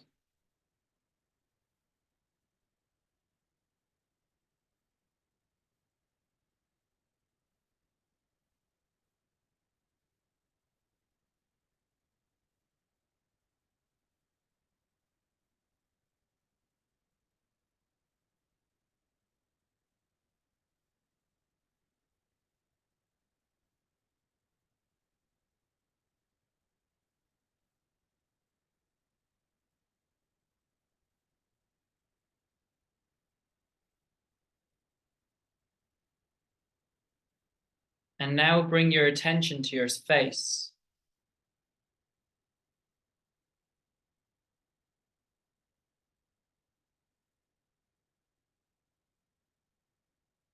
And softening your jaw. Just allowing the jaw to release and relax.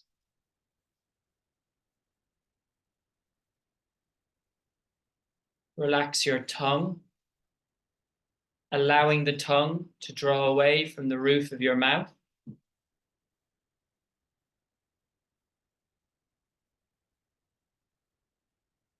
Soften your lips and allow your lips to slightly part.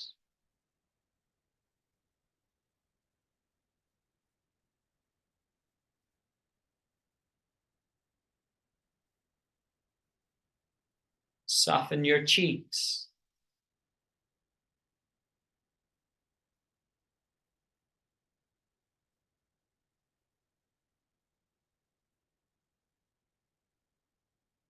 Relax the space around your eyes.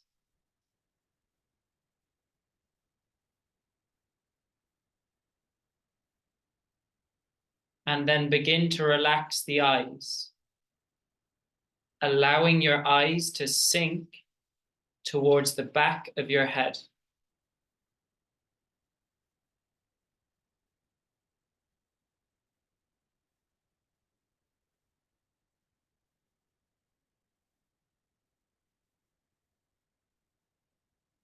Allowing the eyes to sink a little deeper.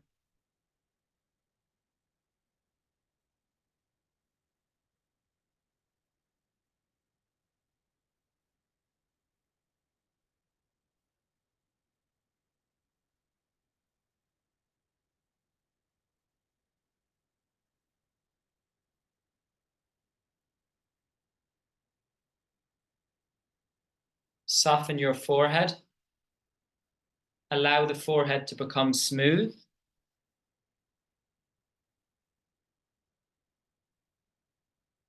And relax every single hair on the top of your head.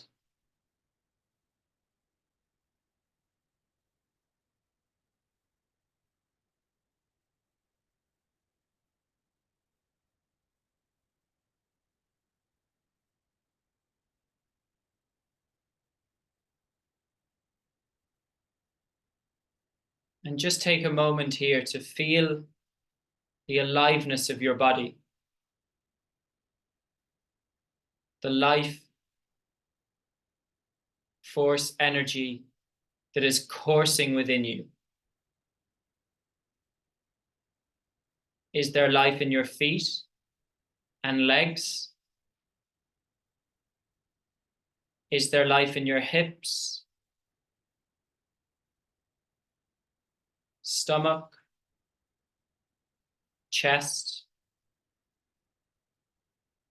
arms, fingers? Is there life in your head?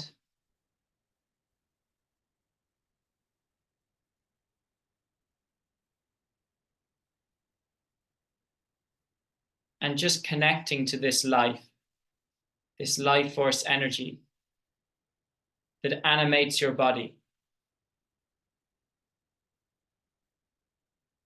This intelligence that knows how to make a healthy body.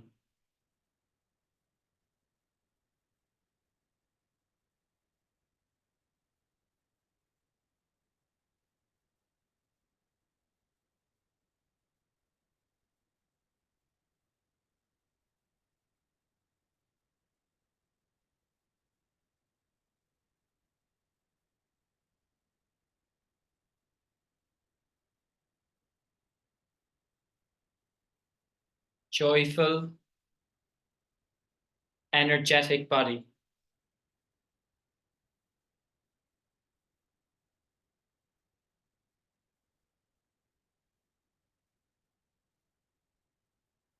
Bring your attention to your heart space.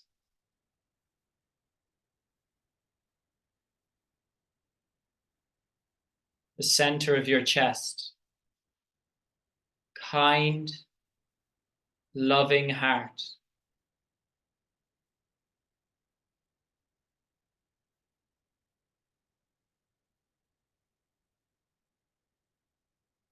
And now bring your attention to the center of your forehead. And you might notice a slight pulsing.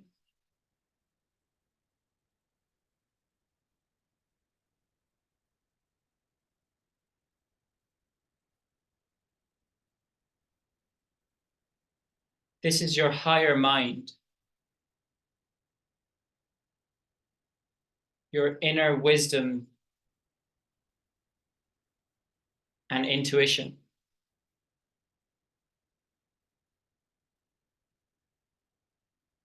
Just observe this gentle pulsing at the center of your forehead.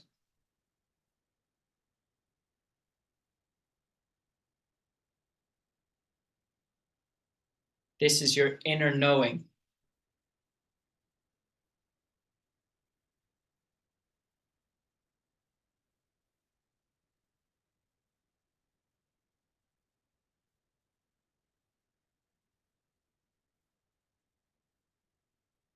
And we'll now connect into our breath.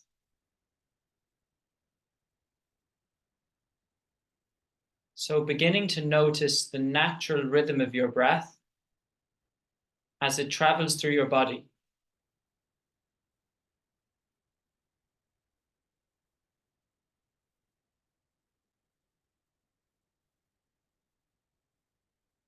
Noticing the inhales, entering the body,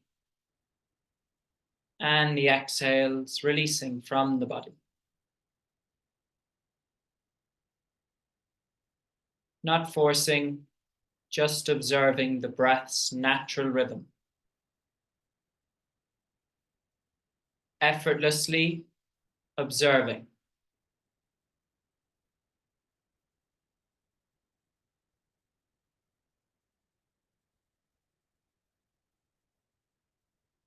Noticing your inhales.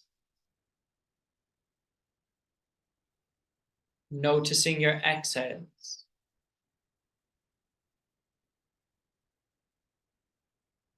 Releasing effort.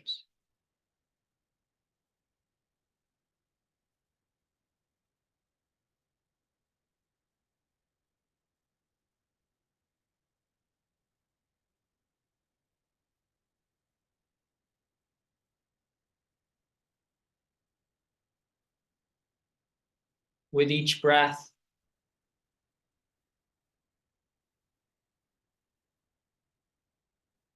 the inhale is carrying this life force energy into your physiology. This inner intelligence, this universal intelligence that knows how to make a healthy body.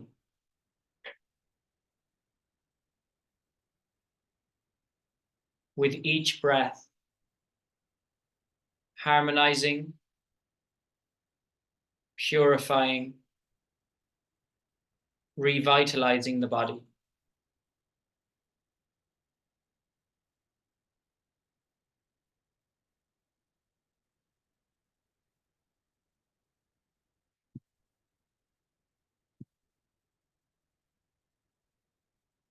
We will now move into silence for the next couple of minutes. During this silence, continue to observe your breath, your life force, as it travels through the body, naturally the mind will become distracted. Just become aware of the mind wandering, and without judgment of your feelings, thoughts, emotions, or sensations, effortlessly bring your awareness back to your breath, observing your inhales and exhales.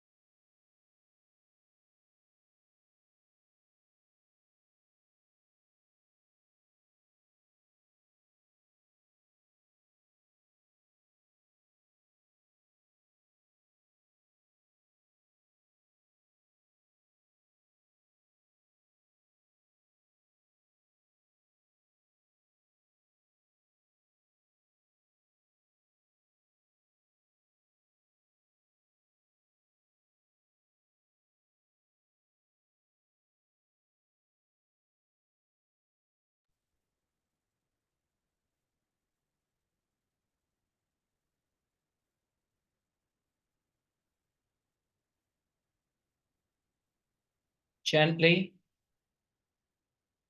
if the mind has wandered, without judgment, returning to the natural rhythm of the breath.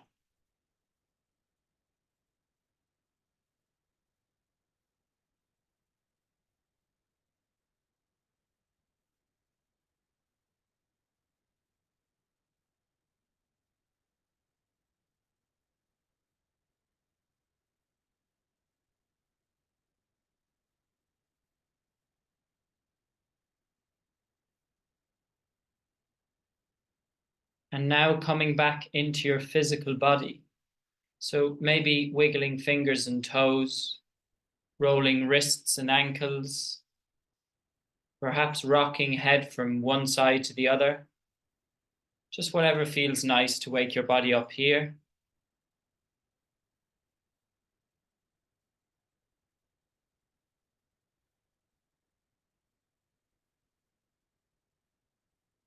And eventually taking a full body stretch.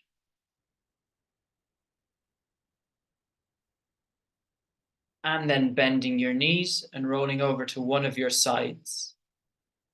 Make a cushion with your hand and just, again, giving yourself this opportunity just to be here. There's nothing you have to do. Just be.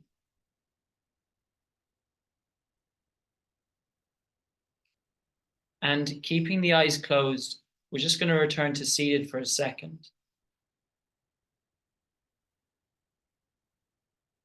And before we come out of our meditation, now that the activity of the mind may have settled a bit, just taking a moment of gratitude here.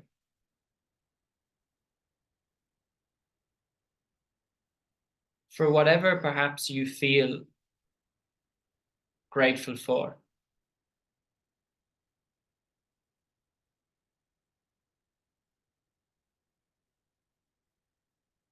And if you can't think of anything, when you open your eyes, just take a moment to observe the gift it is to have eyes and to observe the beauty of this life.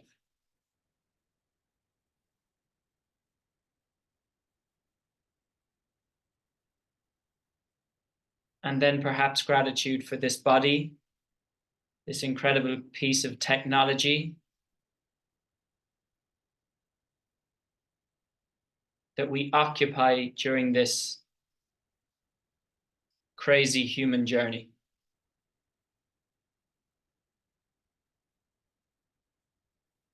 And just being thankful for that gift.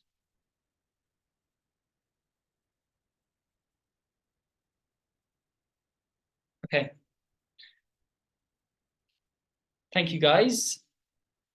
You're welcome to ask me a few questions. I can stay on for the next 10, 15 minutes. So if you have any questions, please let me know. Just finally, from myself, thank you so much for joining.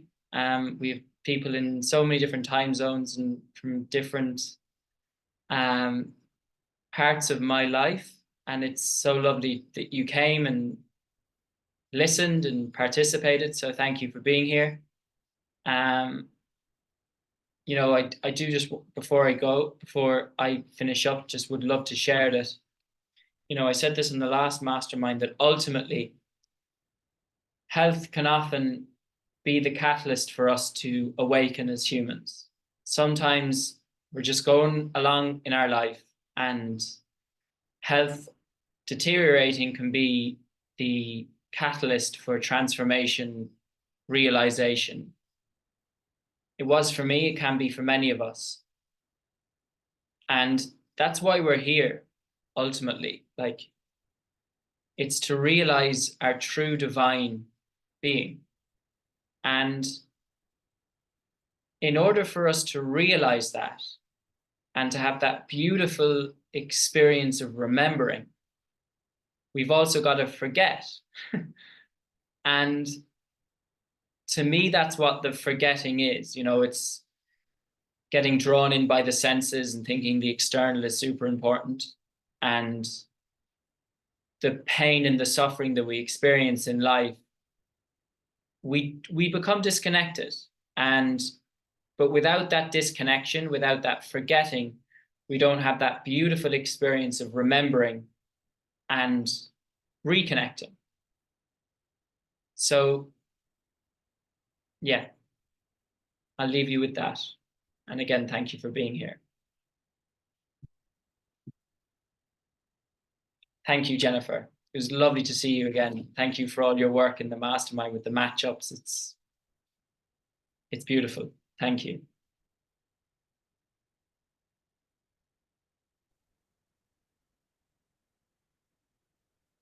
Thank you, Jack. That was fabulous. Some great little nuggets there as usual. Thanks, Grace. Great to see you again. Thank you. Have a lovely I'm in day. my car, but I can see that. you too. I loved your mum's line about if you're breathing, you're more right than wrong. So I'm going to remember that all week. So yeah.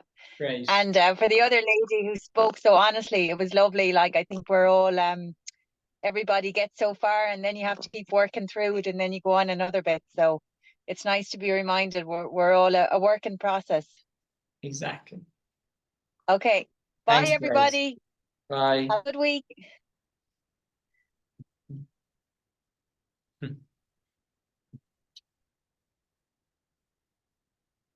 Thanks, Khadija, and thanks, Eva. Thanks, Carmel, and thanks, Patricia.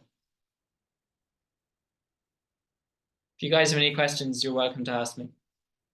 But thank you. It's great to see you.